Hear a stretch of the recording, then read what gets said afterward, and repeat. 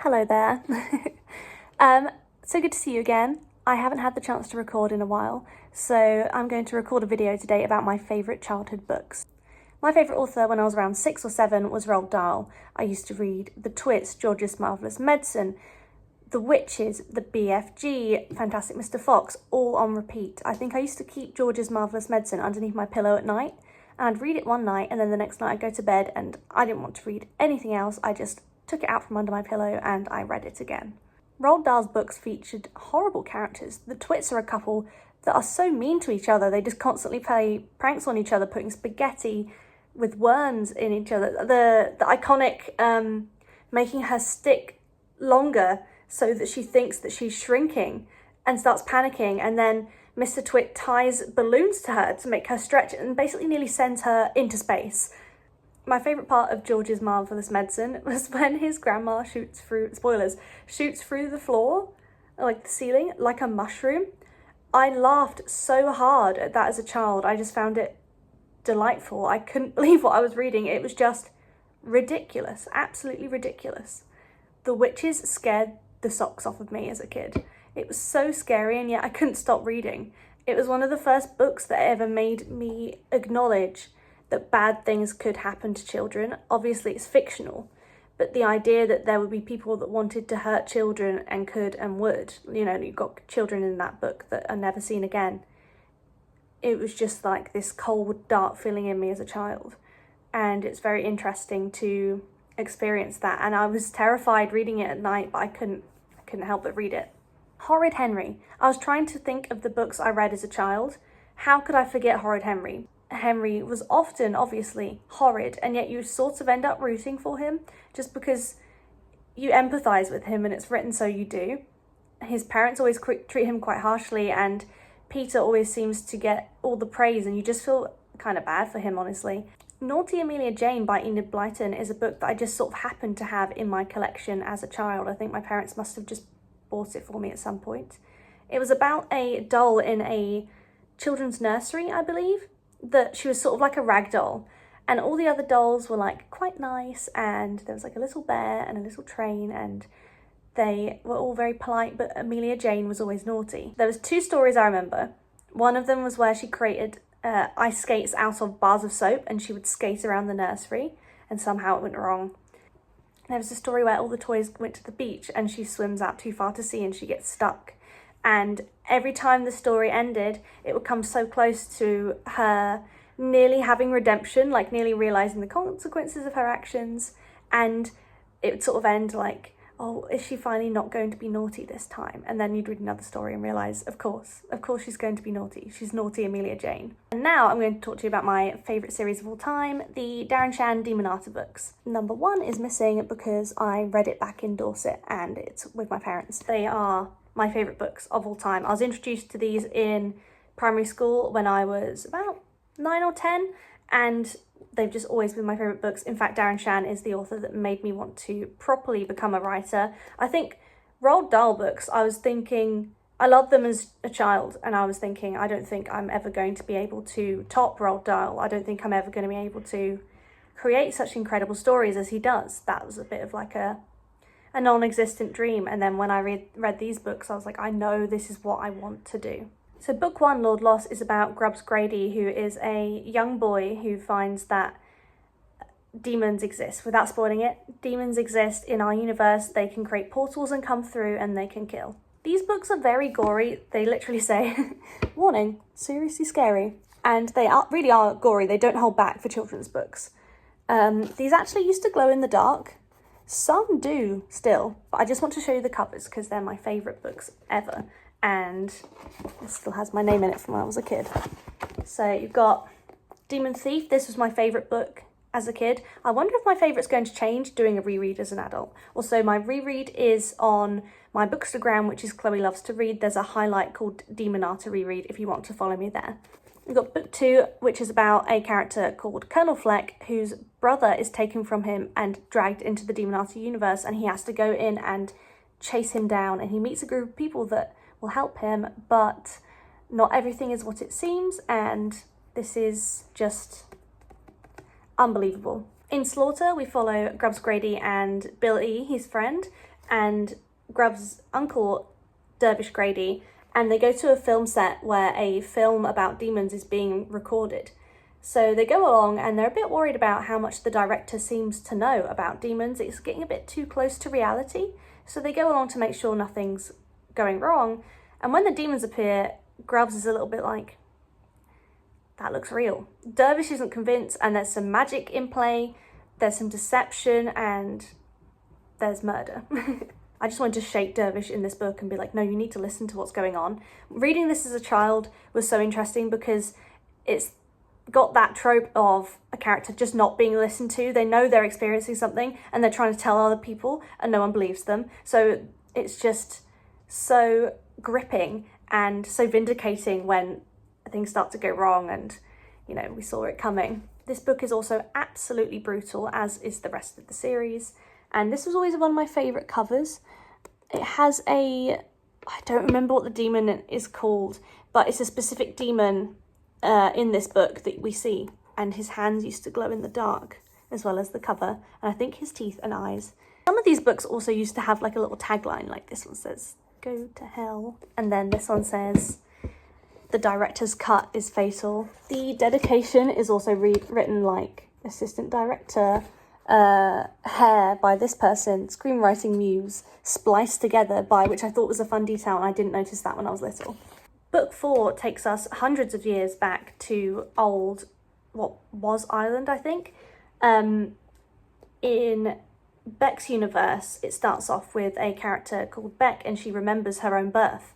She lives in a world with demons too, and she is a young priestess. The demon problem in her village is getting worse, and someone from another village runs to their camp and they realise that this problem is going to be something they can't fight.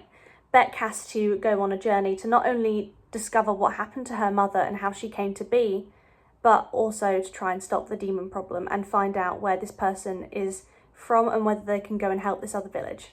Being real, I really struggled to read Beck as a child because I think the swap in characters and location from Slaughter was a bit of a struggle to me. I wanted desperately to get back to Grubbs, Billy and Dervish, but this is relevant to the entire plot, and I think when I reread this recently I paid more attention, and now this book, number 5, is making a lot more sense to me than it did when I was little.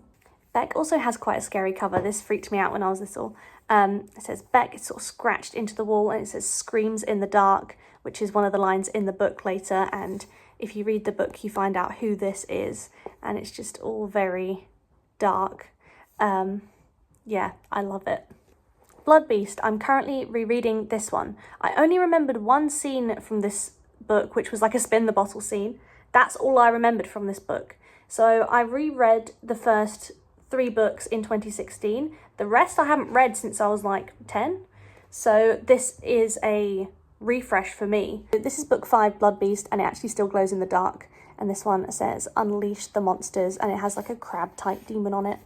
I realised that on the spine the demon looks way scarier. Look at his eyes. I suppose you've got like the glow in the dark decal on it. So yeah, that's book number 5. And has this got my name in it? Yes, it has. Book 6, Demon Apocalypse. Look at that cover. So you had the glow in the dark nails and the eyes, and this is Lord Loss, the demon master, and he has snakes in the hole where his heart should be, and he's always kind of like cracking and oozing blood, and it's just disgusting, but it's fantastic. It's a great description. And this one says "Hell is Revealed," and this cover's great. This might be one of my favourite covers nowadays. I don't think I really paid much attention to it when I was younger, but look at it. Don't remember what happens in this book. I can't wait to read this one. The spine is very sun faded, as you can see, where it's been on my shelf for a long time. But yeah, I can't wait because I genuinely don't remember any scene from this book. Book 7 has no tagline. It's just got this freaky looking demon on it. And this is Death's Shadow. Again, I don't remember. Oh, this is the one that has Beck. Again, these 2 books, I don't remember what happens. So I cannot wait to get to these 2 after book number 5. And then we've got the books that I just happen to have in hardback. Not by choice. I think my mum just sort of picked them up when they were published. Maybe they came out in hardback first. I think perhaps the first 7 were out in paperback because I was just sort of catching up with the series. But then by book 8, I was desperate to read it as it came out. So I have Wolf Island, Dark Calling, and Hell's Heroes all in hardcover. So book 2 says, a huge jagged patch of light forms at the foot of my bed. Then a shape presses through. I'm too horrified to scream. It's a monster from my very worst nightmare. Pale red skin, dark red eyes, no nose, sharp grey teeth. As it leans further forward, I see a hole in the left side of its chest, and inside, dozens of tiny hissing snakes. The monster frowns and stretches a hand towards me. When Colonel Fleck's brother is stolen by demons, he must enter their universe in search of him. It's a place of magic, chaos, and incredible danger. Colonel has 3 aims: learn to use magic, find his brother, stay alive. But a heartless demon awaits him, and death has been foretold. Eee! One of my favourite books of all time. Seriously, if you haven't read this, you have to. You have to. You have to. Never trust fairy tales. There are no happy endings. There's always something new around the corner. You can overcome major obstacles, face great danger, look evil in the eye, and live to tell the tale. But that's not the end. As long as you're breathing, your story's still going. Nightmares haunt the dreams of Dervish Grady since his return from the Demonata universe, but Grubbs takes care of his uncle as they both try to continue a normal, demon-free existence. When a legendary cult director calls in Dervish as a consultant for a new horror movie, it seems a perfect excuse for a break from routine and a chance for some fun. But being on the set of a town called Slaughter stirs up more than memories for Grubbs and his friend Billy. Here is the synopsis for Beck. I'm almost through the door when something breathes behind me. Beck. I turn. I can't see anything, but I know I'm not alone. I want to call for help, but I can't. Then, in a blur, claws dart out of the darkness. A twisted face, fiery eyes, rows of teeth. The demon grabs me. As a baby, Beck fought for her life. As a trainee priestess, she fights to fit into a tribe that needs her skills but fears her powers. And when the demons come, the fight becomes a war. Beck's magic is weak and untrained until she meets the druid, Drust. Under his leadership, Beck and a small band of warriors embark on a long journey through hostile lands to confront the Demonata at their source. But the final conflict demands a sacrifice too horrific to contemplate. Warning, seriously scary. This is the synopsis for book 5, which I'm currently halfway through. Locked inside Dervish's study, breath coming quickly, raggedly, trembling wildly. I feel sick and dizzy, but maybe that's fear. I force myself to breathe normally, evenly. When I'm in control, I study my reflection, looking for telltale signs. Am I turning into a werewolf? I don't know.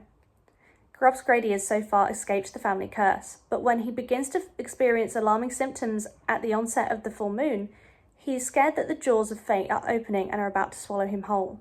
He has cheated death, defeated demons, moved on with his life, but Grubbs is torn between the world of magic and his wolfen genes. Can he fight the beast inside, or will he fall victim to his tainted blood? Here is the synopsis for book number 6. Fire. It's all around me. Fierce, intense, out of control. I feel the hair on my arms singe and I know I only have seconds before I burst into flames. Total panic. There's a horrible shrieking sound, piercing and destructive. My eardrums and my eyeballs should burst. It's hell, I moan. One boy's life ripped to shreds before his eyes. One wrathful demon master hell-bent on revenge. An army of grisly demonata on the rampage. It's the end of the world as we know it. I don't remember anything from this book, but I am itching to get to it.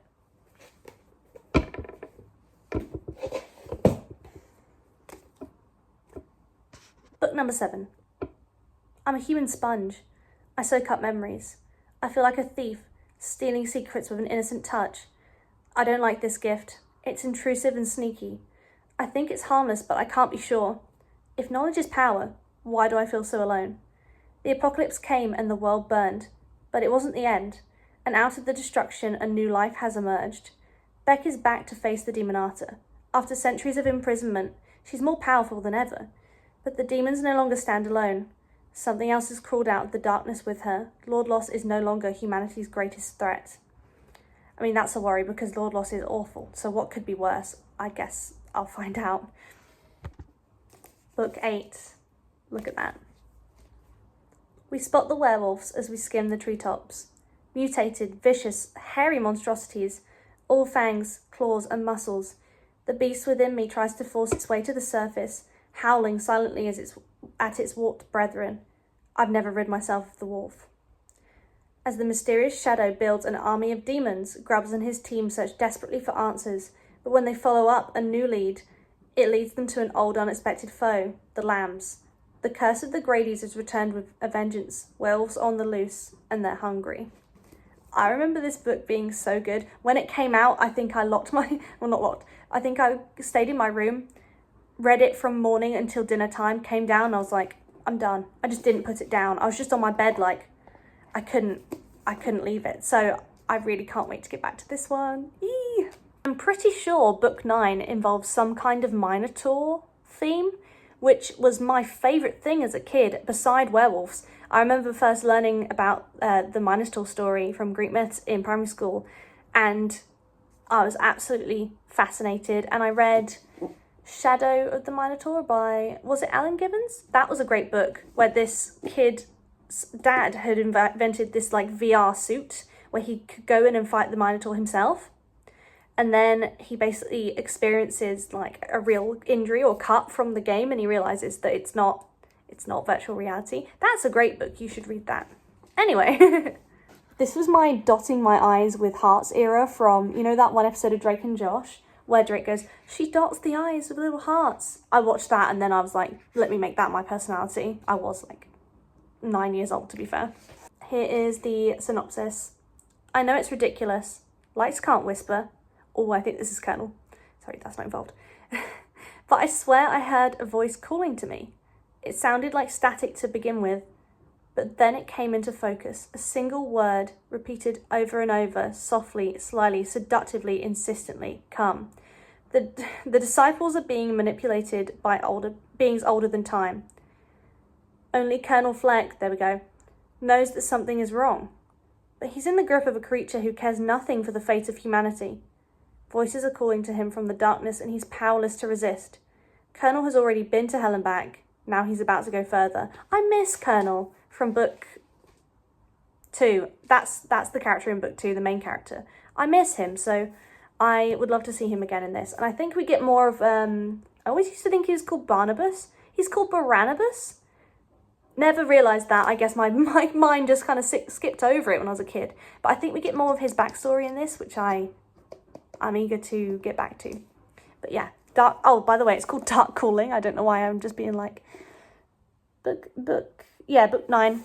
And this has like a crazy horse-like demon on it. This one, no, I don't think this one was glow in the dark. I think it was just the paperbacks. But then you've got Can You Hear the Voices? And then you've also got this sort of speckled, shiny detail on it, which is just great. I love that. It's so cool looking. Again, book 10 had the coolest design. I remember first seeing the back that just said game over and being like, oh my god, this is really the end. I was like, oh, as a kid, I just couldn't believe it. So I think this is meant to be Beck on the front, and then you've got 2 demons. This one's called Hell's Heroes, and it says, this is the end. You've got her with the chessboard, which is very significant to this series. The inside of this one's also unique. It has like a mirror with the wolf design on it, which is just, and like this steel effect. This is the synopsis. The girl gazes up at me. She's even younger than I thought, clutching a small teddy bear in one hand. Are you the boogeyman? She whispers, eyes round. Yes, I croak, then take hold of her head with my huge scarred blood-soaked hands and crush. I told you these books would be brutal. Barnabas and Dervish are gone.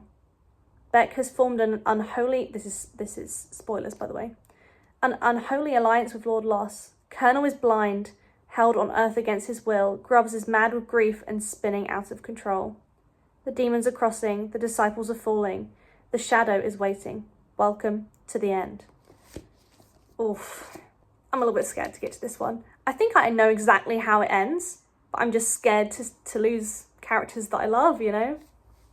It's rough. It's absolutely rough. I love all these characters, but I know that it will be epic, an epic end. And again, these hardcovers are really cool. I actually really want to have the whole series in paperback and hardcover if I can somehow get hold of them.